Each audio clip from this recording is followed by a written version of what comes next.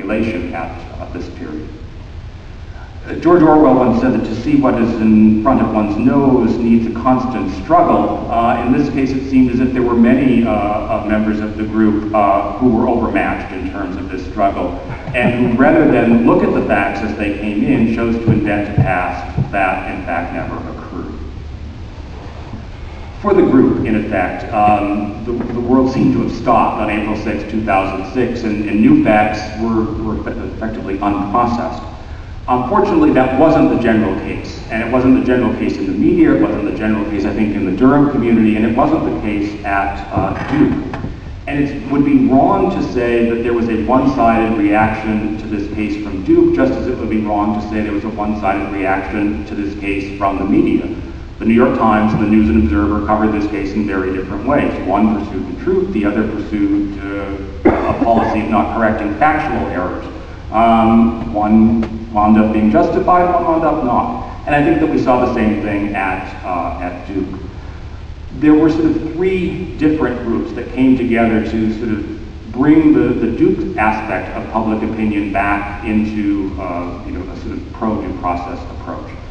The first was Jim Coleman, the Duke law professor, who is, in my opinion, he is the towering hero of this case. In a case where there were really relatively few people who came across as unequivocally good, Coleman is one.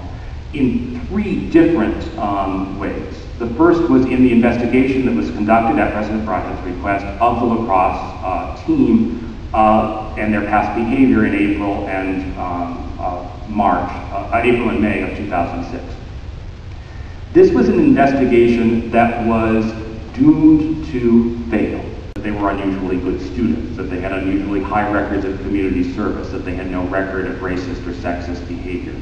Anyone who read the Coleman Committee report would know that the media caricature of the lacrosse team was wholly false. You could not have a team of racist, brutish thugs, which is the sort of caricature of the team, and have the Coleman Committee report. It should have ended the caricature. Of course, it did not, because hardly anyone seems to have read the report. Coleman then became the first Duke law professor to speak out against Mike Nightbong's procedural abuses, and really the first serious person from outside of the defense community, clearly an impartial person to speak out. Coleman's background, he had long association with the NAACP, he had been chief counsel for the House Ethics Committee when the Democrats controlled the House before the '94 elections, so he certainly couldn't be attacked as a conservative or reactionary on issues of due process. And Coleman's letter and interview with the NNO, which remains online, is worth reading in retrospect. It is utterly prescient. He identifies the key problems with the case, particularly Nightbong's ordering the police to violate their own procedures and run a lineup just with lacrosse players. He says that he has no confidence in Mike Nightbong as a minister of justice, and that Nightbong needed to recuse himself. If the world could have followed Jim Coleman's advice in June of 2006, a lot of people would have been saved a lot of anguish. And then in the fall, he kept up this protest in a variety of media interviews, always speaking up, not saying whether the players were guilty or innocent, because at that point all of the facts weren't clear, but doing what professors are supposed to do, to speak up on behalf of due process and to demand that figures in power adhere to due process. In a case where there were lots of sort of unpleasant episodes, Coleman's performance is really nothing short of extraordinary, and he is, I think, the voice of moral clarity in this case. As the case progressed, there were other faculty members who were willing particularly to challenge the group of 88. Those outside the academy, I think it's hard to overstate how courageous this decision was. If you challenge politically correct people on campus, they tend to get rather upset at that challenge, and they frequently criticized them in an October letter to the Chronicle. The next day, he was called a racist, accused of using racist language by the then director of Duke's Women's Studies program, and he received a private email from a tenured faculty member suggesting that they should settle their dispute by violence.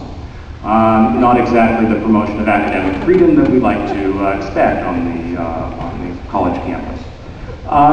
There has in fact been a sort of unusual approach to academic freedom by members of the group of 88, which boils down to this belief that academic freedom means that academics are free from criticism. that academics should be able to say whatever they want and no one should be able to criticize them. But I think, again, in terms of Coleman's courage, we also saw courage from Professor Baldwin. He continued to speak out against the group. He was unwilling to be silenced, and it was critical, I think, in terms of bringing other people forward. We saw it from Michael Gustafson on his blog from the engineering department. We saw it from Michael Munger. And then we saw it in a very important letter organized by 17 members of the economics department that was published in early January that made perfectly clear to anyone who was willing to listen that the group of 88 did not alone speak for Duke faculty.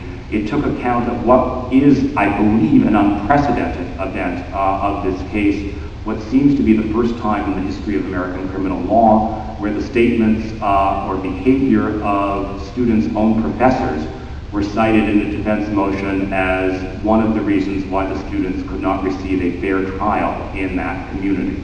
This is not a legacy that I think the university really should be proud of. The economics faculty made note of this and stated that all students, regardless of political beliefs or athletic status, would be welcome in their classes.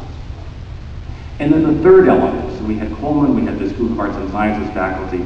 The third group was the student body at Duke, and I'd like to sort of look at, or single out three elements of this. The first was the Duke student government. If you look at the student government's performance in this case from March of 2006 really until the end of last academic year, where the student government is starting back up again, so we can't speak of its performance this year, it's as close to a perfect handling of the case as you can get. And so the idea that the case could not be handled appropriately from an administrative standpoint doesn't seem to be actually true, because the student government was able to do it. At this wild faculty meeting of March 30th, where you had faculty members pressing President Broadhead for a stronger action, the Duke student government had a similar meeting. A student senator named Chauncey Nardi, who it turned out had sent a private email to the Presslers, which they considered so threatening that they filed a resolution demanding the immediate suspension of the lacrosse team. Several members of the student government spoke up and said this would be highly inappropriate. We want all the facts to come in. They produced a sort of neutral legislation. Nardi, as some of you might know, was subsequently showered with awards over the next year in one of the strangest aspects of this case. And in 2006-2007, the student government again took what seemed to be the appropriate response. They never said anything regarding the guilt or innocence of the players, since that would be an inappropriate action for administrators to do. Instead, they dealt with the procedural legacies of the case, in particular this pattern of the Durham police treating Duke students differently than all other residents of Durham. And if you want to look at a story of how the student government can make a difference in a controversial time, the Duke student government is really a place to start. The second is the Chronicle.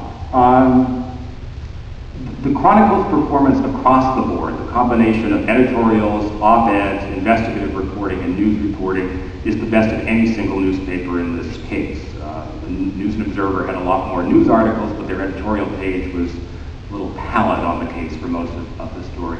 What you had was a consistent pattern of really extraordinary behavior. You produced great columns by the Chronicle. And one exercise that I think would be useful in journalism classes would be to simply print out the Chronicle editorials, op-eds, and articles, but without the banner, and to print out the op-eds, articles, and editorials from the New York Times during this case, and ask students which came from a university paper and which came from what claims to be the paper of record in the United States. And my sense is that probably 99 out of 100 people would say that the Chronicle stories must have come from the New York Times, and the New York Times must have been a college newspaper. And you could say,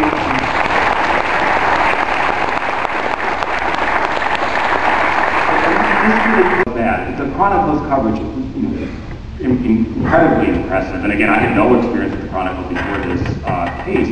And I think it's really something that the student body can be proud of. The third area, I think, in terms of really impressive student activism was the creation of this new organization, Duke Students for an Ethical Durham, which last fall tried to register Duke students in the hopes of encouraging Duke students to participate in the political process. Again, exactly what you would hope for students to respond, seeing that there was an injustice, trying to work for change within the system. They registered around 2,000 voters. It was not enough to defeat Mike Nightbomb. But it was, I think, actually quite important in terms of the overall case, because it put pressure on Nightbong. If we've learned nothing else over the last 18 months, it is that Mike Nightbong was a horrible politician. And as he began to feel pressure in the fall, he made a series of really troubling statements that could not have escaped the notice of the state bar. For instance, he claimed that a case should go to trial if a community is divided about the merits of the case. This is exactly the wrong approach to criminal justice. You're supposed to avoid what public opinion is.